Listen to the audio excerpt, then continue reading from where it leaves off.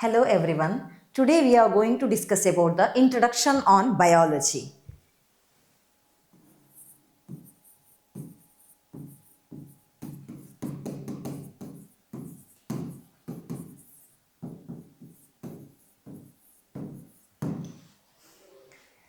See, when we come from the 10th standard to the PUC, we will get some differences in the science subject. That means in the 10th standard, you had one textbook called as a science where you study about the physics, chemistry and biology.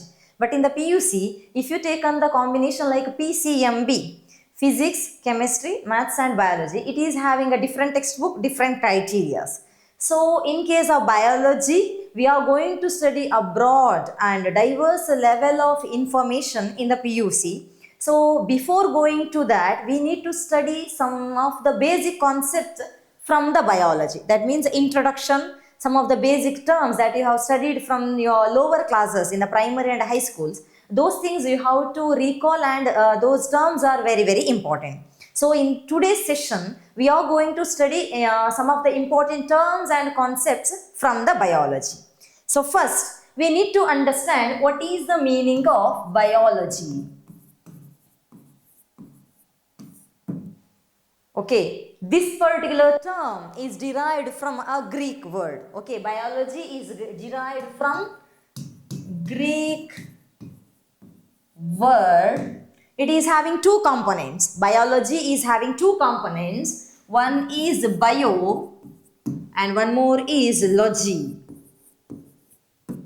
Okay, here bio means life and logy means study. Okay, so here in case of biology, we will study about the life. That means study of life or living organism.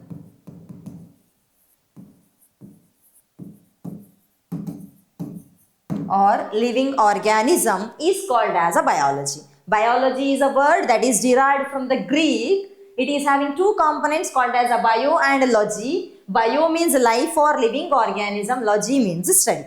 This is the basic definition for biology. It is a branch of science. Okay, biology is a branch of science. It is derived from the Greek word. Bio means life and logy means study. Okay, and this particular word is given by, or the father of biology is called as Aristotle. Aristotle is named as a father of biology. He has given lot of contribution in the biology field. That's why he is named as a father of biology. Father of biology is Aristotle.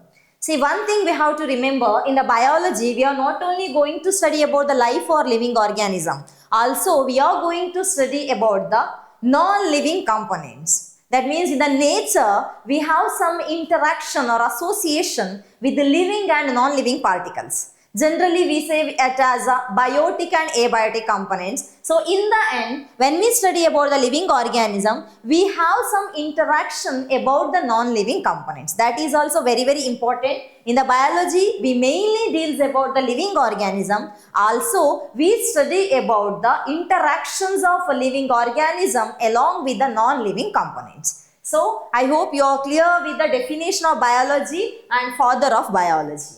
Okay, next, in the biology, we need to understand main two definitions named as biotic and abiotic components. Okay, there are two terms. Generally, we say that biotic substance and abiotic substances in the biology. So, we must know the meaning of biotic and abiotic. So, here, biotic refers to the bio. Again, it is the living things. Okay, these are the living things. Biotic means living things. We can give the example of plants, animals, microorganism and other organism, etc. Okay, right from the microorganism till the complex organism. It all comes under the category called as a biotic components. Next, abiotic components. Here, it refers to the non-living component. It refers to the non-living component. So in the biology subject, in most of the time we will come across with these two terms, that is biotic and abiotic component. Biotic means living components and abiotic means non-living component. Okay, now what is the difference between biotic and abiotic components? How can we differentiate something as a living and something as a non-living? There are some criteria, there are some characteristic features where we can distinguish the substances or the things as a living and non-living components. So in that we must know the properties of living organism. We can take any example. We will give some components which is having both living and non-living. Based on some criteria, based on some characteristic feature, we will categorize the living organisms from other substances, that means from other non-living components. So we'll see how living organisms are characterized. Okay, there are some features. First one is the component. First one is a component. It is also called as a composition. What are the composition that are present only in the living organism which is absent in the non-living organism? That is the first property. Second one is the metabolism. Metabolism. I will explain the meaning of metabolism afterwards. Third one, growth. Third one, growth. Fourth one, reproduction. Reproduction. Fifth one, evolution. Evolution. There are some basic characteristic features that can be seen only in the living organism which are absent in the non-living organism. So first one is a component or composition. Second one is a metabolism. Third one is a growth. Fourth one is a reproduction. And the last one is a evolution. So these components or these characteristic features are very, very important where we can differentiate the living and non-living components. So first we'll see one by one.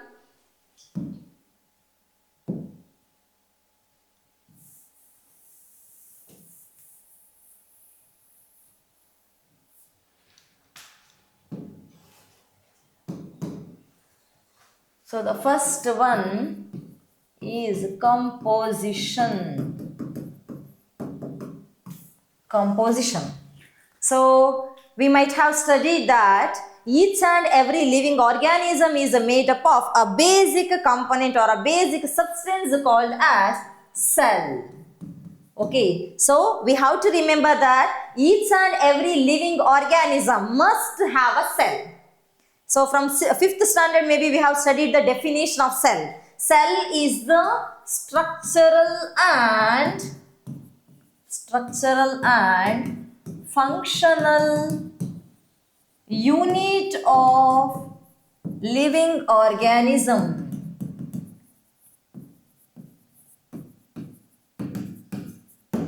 Cell is the structural and functional unit of living organism. It is a basic and fundamental unit of living organism. Very, very important. We will come across with two terms here. One is a structural and one more is a function. Why it is named as a structural unit of living organism? Because each and every living organism having their own structure and that particular structure is built by a cell. That's why cell is a structural unit. And the second one, functional unit. Why it is named as a functional unit? See, in case of living organism, there are lot of functions, okay, where we take the food, respiration, digestion. In the complex organism, in a smaller organism, it may show the locomotion and all. All these functions are governed by some of the organs or tissues. But all these components having a basic unit named as a cell. That's why each and every living organism having a proper structure and proper function because of the cell. That's why each and every living organism is having a basic fundamental unit called as a cell. So I hope you are clear with this definition. And again you have to remember who identified the cell for the first time. That is Robert Hooke. In the year of 1665. In the year of 1665, Robert Hooke identified the cell for the first time. Again, he identified a dead cell. Okay, he identified a dead cell from a cork. I think you have studied about these components in the 9th standard. Again, remember Robert Hooke, who identified the cell for the first time. Again, he identified the dead cell. So next, based on the cell composition, cell structure and cell variety, we have lot of terms in the biology. First one is unicellular organism. Unicellular organism. So what is the meaning of unicellular organism?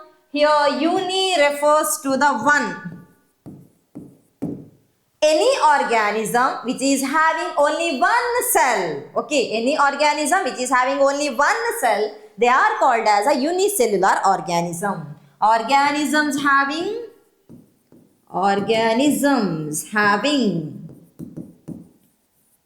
one cell is called as a unicellular organism. We can take the basic example for unicellular organism is amoeba. Or you might have heard the term called as a yeast, where we use in the food industry, yeast. Amoeba and yeast are the example for unicellular organism. What happens if they have more than one cell? It undergo further reproduction or cell division, where it is going to produce one more daughter cell. Okay, always remember in the unicellular organism, it must have only one cell. If the organism having single cell or one cell, they are called as a unicellular organisms. Okay, next, second one, multicellular organism. Okay, second one is a multicellular organism. Unicellular means one cell, multi refers to many.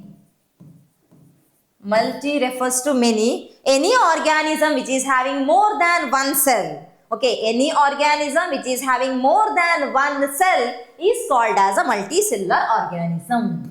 Organisms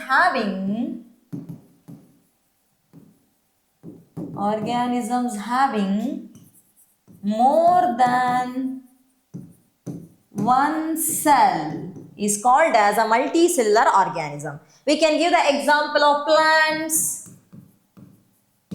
animals, humans, etc. There are a lot of examples from the multicellular organism.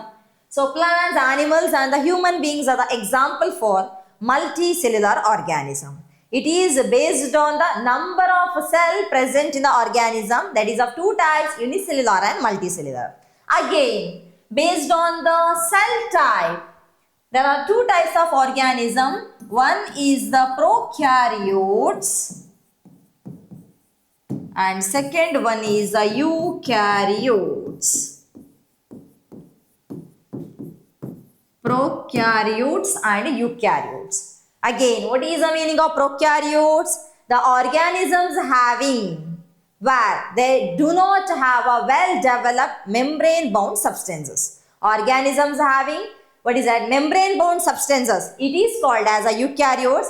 If the membrane-bound substances are absent in the organism, then they are called as a prokaryotes. Usually we say it as a primitive organism. Primitive organism where they do not have membrane bound substances. They do not have membrane bound substances. That means well-developed membrane-bound substances are absent in the prokaryotes. Primitive organism, usually a microscopic organism. Okay, usually a microscopic organism. Not all the microscopic organisms are prokaryotes. Okay, but most of the microscopic organisms or most of the prokaryotes are microscopic organisms. So here they are the primitive organisms. They do not have a membrane bound substances. Okay, it is absent and microscopic in nature. So we can give the example of some of the bacteria, some of the viruses, some of the algal components. These are all the example for prokaryotes. Okay, next, what is the meaning of eukaryotes? The term eukaryotes here, it is a well-developed organism, that means well-developed membrane bound substances are present. Okay, well-developed membrane bound substances are present, then they are called as a eukaryotes. Eukaryotes means we can see the cell which is having well-developed cell organelles. Cell organelles are well-developed with the membrane.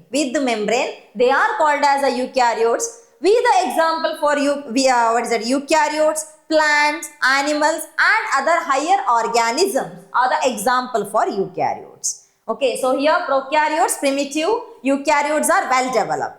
It do not have a membrane bound substances, whereas eukaryotes having a membrane bound substances. So that is the main difference between prokaryotes and eukaryotes. Okay, this is the second type where we study about the cell and other components.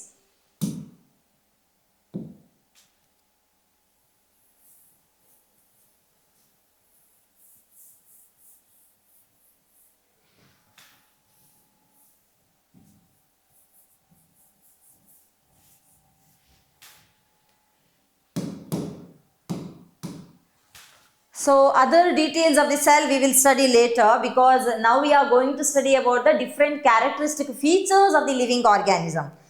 So we have to study about the cell components, cell organelles, how it is arranged, what is their function, what is the role in the living organism. All these things we will study later.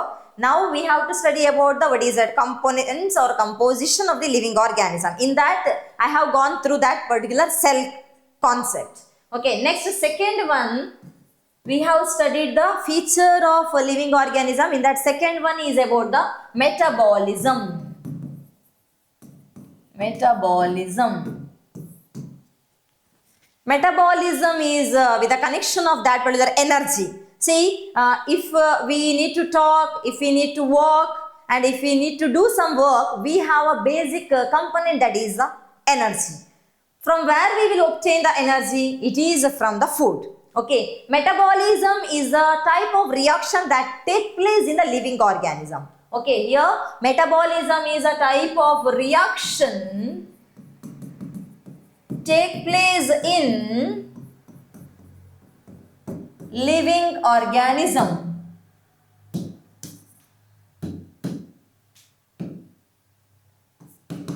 It take place in living organism. See, in order to survive, organism consume food. Okay, they consume food and later it transform into an energy molecule. Okay, we will take the food, later that particular food molecule is converted into an energy molecule. Okay, so here that particular reactions are named as a metabolism. In the end, we need energy. You know, right, what is the energy molecule present in our body? That is ATP. Okay, ATP is the energy currency that is required for each and every organism. This particular ATP or energy we won't get directly from outside. Okay, so we need to take a sufficient and proper amount of food. Those food molecules later on the reaction, later on the metabolism, they convert into an energy molecule. So this particular metabolism can be seen only in the living organism. For example, we consider any rock or soil or water. They do not take the food molecules. They won't take the food molecules. There is no need of energy for that particular non-living components. But living organism, they must take the food components. Later it is converted into a ATP molecule. And it is a reaction called as a metabolism. It is a second property that can be seen in the living organism. Second one. And the third one, growth. Okay, growth. Obviously, each and every organism shows some positive response to the size. Okay, it shows some positive response to the size. Because each and every organism shows some growth. Growth means where we can see in the increase in the size. So generally, each and every organism increase their size by increasing their cell number. Cell number or count or cell size. So in our body, we can tell that there are trillion number of cell. In the initial days, we have only one cell. Later on the division, it produces many cells. And right now, we may have several billion numbers of cells. That leads to increase the size of an individual. That is a property called as a growth. It can be seen only in the living organism. Again, we can say that sometimes in the non-living organism also we can see some of the growth. How? See, consider there is a mountain. Okay, there is a mountain. After several years, we can see some deposition on the outer region. That means increase in the size. That increase their size. But that particular deposition is different in case of non-living organism. It cannot be considered as the actual growth of that particular mountain. Because growth means it takes place inside the body, inside the organism. In the inside, if we have some cells that increase the number and size, that increase the growth of an organism, it is the property of living organism. Again, we can say some of the property. That means we can say that growth is also property of non-living components, but it is wrong. In the outer region, deposition or outside region, we see some of the deposition that is called as a growth in case of non-living organism, but it cannot be considered as the actual growth of that particular substance. Growth is the increase in the size and mass inside the organism. That is the third property. Next, fourth one, reproduction. Reproduction means organism having a capacity to give birth to the young ones. Okay, organisms having a capacity to give birth to the young ones. So definition is organisms having capacity to give birth to young ones. Organisms having capacity to give birth to young ones is called as a reproduction. It is a property of a living organism. It is very, very important in order to carry the generation. See, each and every generation has to be passed to the next. So that particular process is continued because of the reproduction. So generally we can say that reproduction is of two types. Reproduction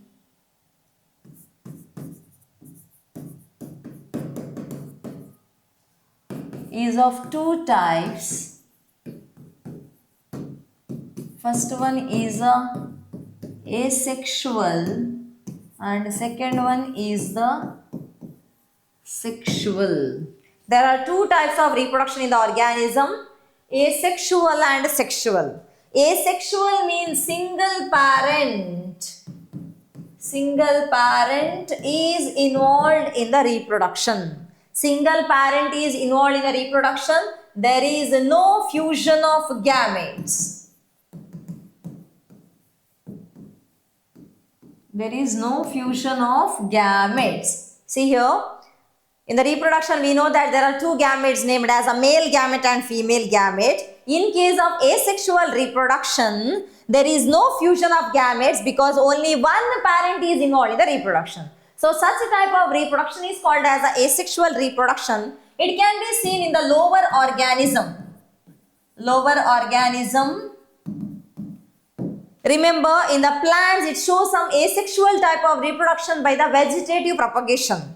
Okay, in the plants also we can see the asexual mode of reproduction by vegetative propagules like root, stem and leaf, etc. Okay, leaf, stem and root are involved in the asexual mode of reproduction in case of plants. And sexual reproduction means two parents.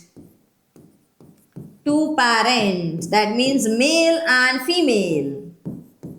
Male and female is involved in the reproduction. Here, two parent, male and female, is involved in the reproduction. There will be a fusion of gametes. There will be a fusion of gametes.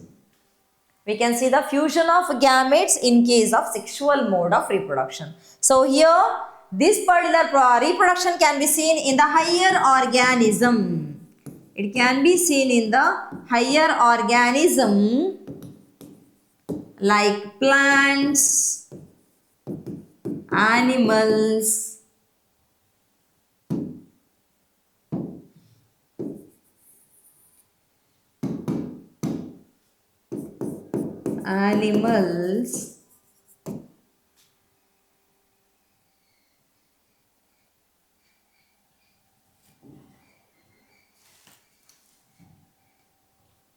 and humans. Okay, in the higher organism like plants, animals and humans undergo for the sexual mode of reproduction. So these two are the types of reproduction that can be seen in the organism. Again, reproduction is a fundamental property of living organisms. Next, evolution. I think in the 10th standard you have studied about the heredity and evolution.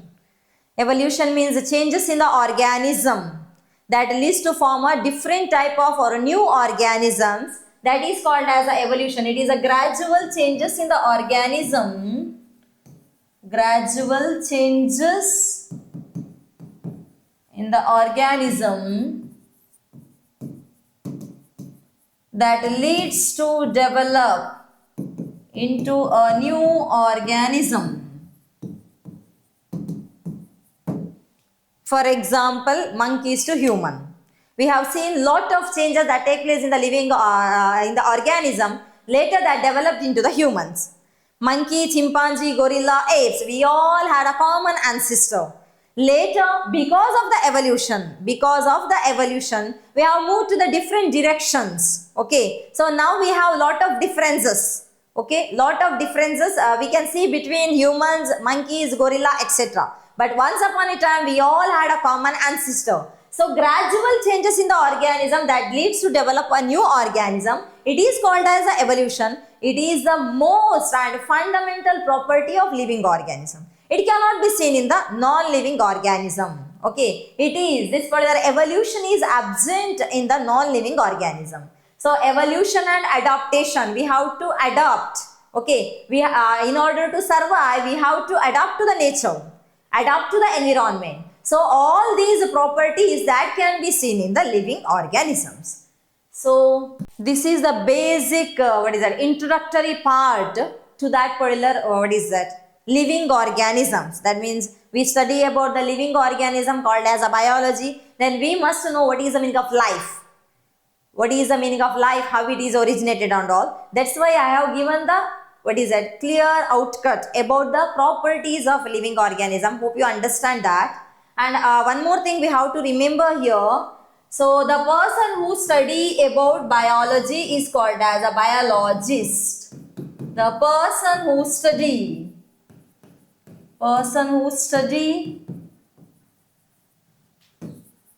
about biology is called as a biologist. We usually say that scientist. Okay, scientist term you might have heard. Then doctor, lawyer, teacher, etc., etc. So in the science field there is a subject called as a biology. One who study about the biology is called as a biologist, where we study about the biological and abiotic components. Biological, that means living, and non-living components. Together is called as a biology. That means the person who study about the biology is called as a biologist. That is very, very important. Okay, next. So in the PUC biology, what and all the things you are going to study? That means in the first PUC, what are the important concepts to be studied? That I am going to explain it now. First one, we will study about the diversity Diversity. Second one is about the morphology and anatomy of plants.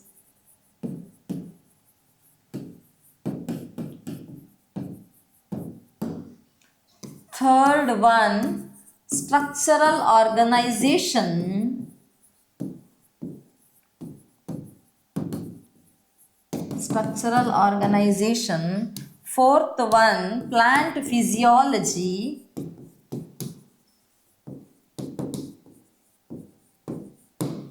Fifth one, human physiology.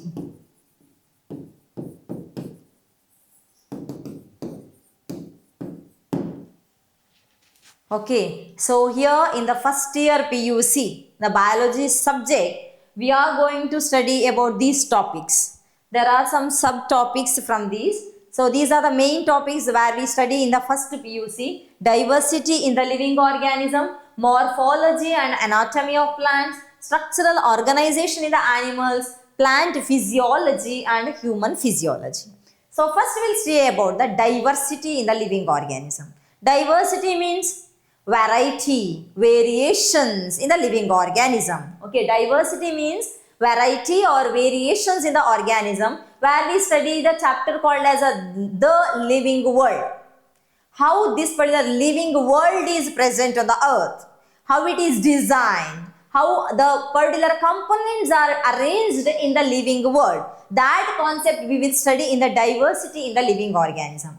Along with that, after the study, we will go for the taxonomy. You might have studied about the term called as a taxonomy. Arrangement, classification, characterization of organism with respect to some criteria. Okay, where we arrange, classify, characterize the organism is called as a taxonomy.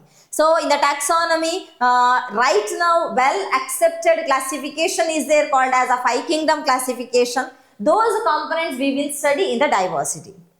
5 kingdom classifications are there: Monera, Protista, Plantae, Animalia, etc. Okay, this particular concept we will study in the diversity in the living organism. That is about the first concept. Next, morphology and anatomy of plants. Morphology. The term morphology refers to the study of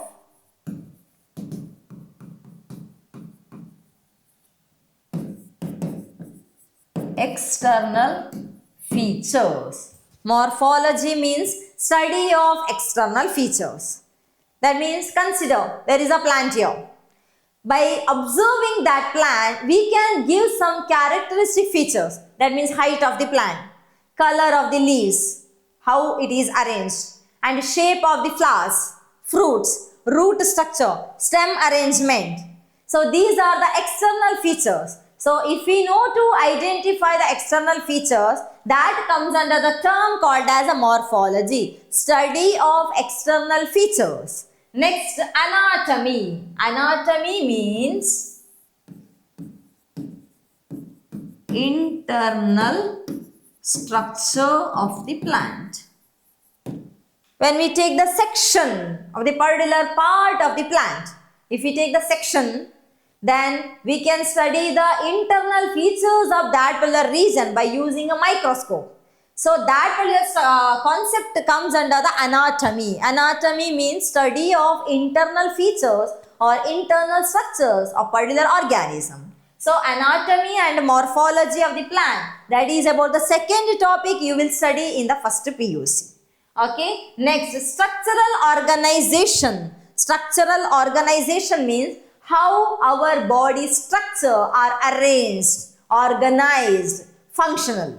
All these terms we will study in the structural organization. See, we know that each and every organism is made up of a cell. Next, group of cell combines to form a structure called as tissues. We know that many cells that combines to form a structure called as a tissue, it perform a specialized function. Many cells that combines to form a structure called as a tissue, that particular tissue conduct a particular function. That is about the tissue. Then group of tissue combines to form a structure called as an organ. Then comes the organ system. So in the end, how our body structures are arranged. What is the role of cell? What is the role of tissue? What is the role of organ? How it regulates our body functions. All these concepts we will study in the chapter called as a structural organization. Next, plant physiology. Physiology means visually we say it as some of the important life process that take place in the plant body. So we know that in the plant body, a basic and important function that take place called as a photosynthesis. Very, very important. Okay, photosynthesis. So here plant undergo for the photosynthesis. Then they take the oxygen for the respiration. Then they are involved in the growth and development. There are some hormones for the growth and development. All these concepts we study in the concept called as the plant physiology. Okay, that is about the fourth unit. And the last unit is human physiology. For the human physiology, I can give very simple thing that is in the 10th standard you have studied about the life process. Chapter called as a life process may be a first chapter in the biology. In that particular chapter, you have studied about the nutrition, then about the digestion, then about the blood circulation, then excretion. All these small units are divided into big chapters in the PUC. Okay, small introductory part you have studied in the life process chapter of the 10th standard. In the PUC, all these concepts come in the main unit called as a human physiology. From there it is divided into digestion. Okay, first chapter digestion. Next about the respiration. Next about the blood circulation. Then kidney function, that is the excretion, excretory function. Then neural coordination and chemical coordination. So from the digestion till the neural and chemical coordination, it comes under the unit called as a human physiology. So here in the human physiology, last two chapters named as a neural coordination and chemical coordination, you have studied in the 10th standard named as a control and coordination in plants and animals.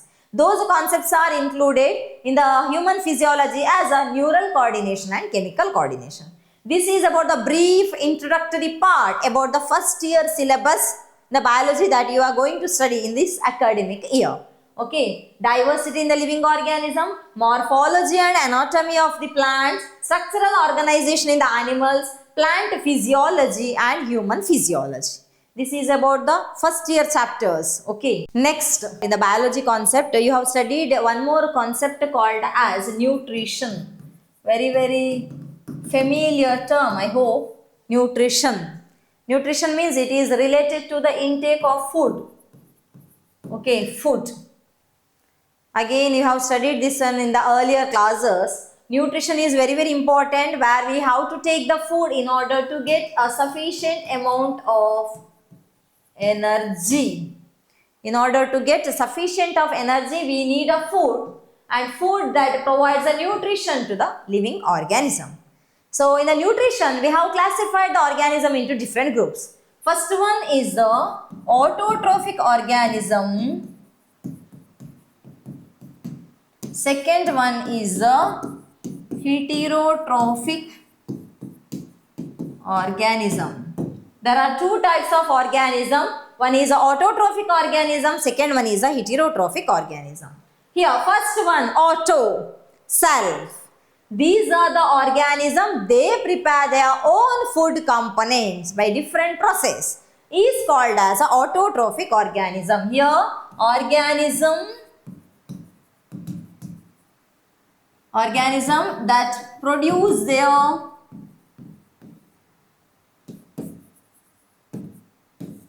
own food are called as an autotrophic organism. Organism, they prepare their own food by different process is called as an autotrophic organism. Usually we give the example of green plants and blue-green algae or cyanobacteria. Blue-green algae or cyanobacteria. So green plants and blue-green algae are the example for autotrophic organism. They prepare the food by process called as photosynthesis and chemosynthesis. Photosynthesis and chemosynthesis. What is the meaning of photosynthesis? Again, you have studied in the 10th standard.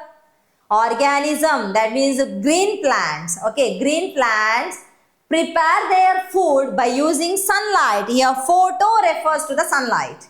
Sunlight is very, very essential. It is absorbed by whom? It is absorbed by the chlorophyll pigment of the green region. Okay, chlorophyll pigment is present in the leaf of the plant. It absorbs the sunlight. Later it is converted into other form of energy. Okay, later that particular sunlight is involved in the production of glucose molecule along with the liberation of oxygen. Okay, by the liberation of oxygen, they prepare the glucose molecule by using sunlight is called as a photosynthesis. So, as they produce their own food components by using sunlight, they are the example for autotrophic organisms.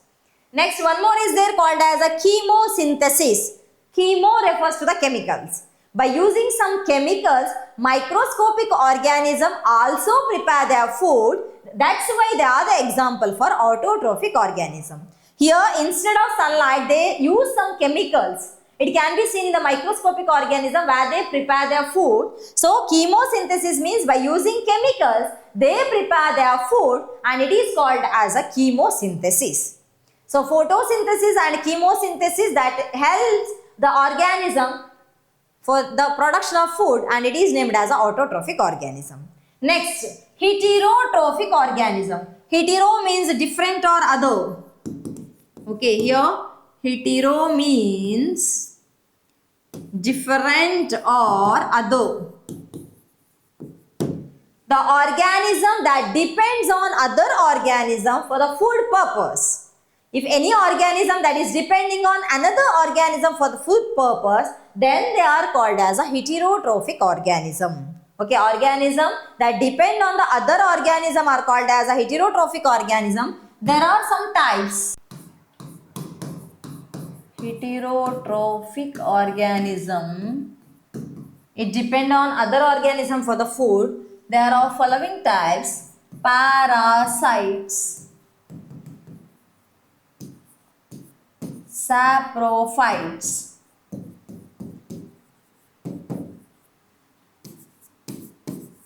symbiotic, etc. There are a lot of types of heterotrophic organism. The important type of heterotrophic organisms are parasites, saprophytes and symbiotic. So here, what is the meaning of parasites? Organism that depends on the host for the food purpose. What is the meaning of host? Living cell. If any organism, here living cell or living body, any organism that depends on host means another living organism. If there is, consider there is one organism, it is depending on another living organism for the food, then it is called as a host. Okay, they are called as a parasites. Usually it is named as a ectoparasites and endoparasites. Ecto means outside, endo means inside. Few organisms that are present inside the host, they are called as an endoparasite. Few organisms that are present outside the host, they are called as an ectoparasite. So, ecto-endoparasites, that means organisms that depend on the host. For example, we can take the example of lice or ticks. Okay, in our head region, we can see the presence of lice. Okay, then ticks. Then inside our body, there are some microorganisms like E. coli and all. These are the organisms that is depending on the host, that is human body is a host here, and they take the food from our body. Sometimes they may cause some of the negative aspects to the body, but most of the time it does not cause any effects to the body.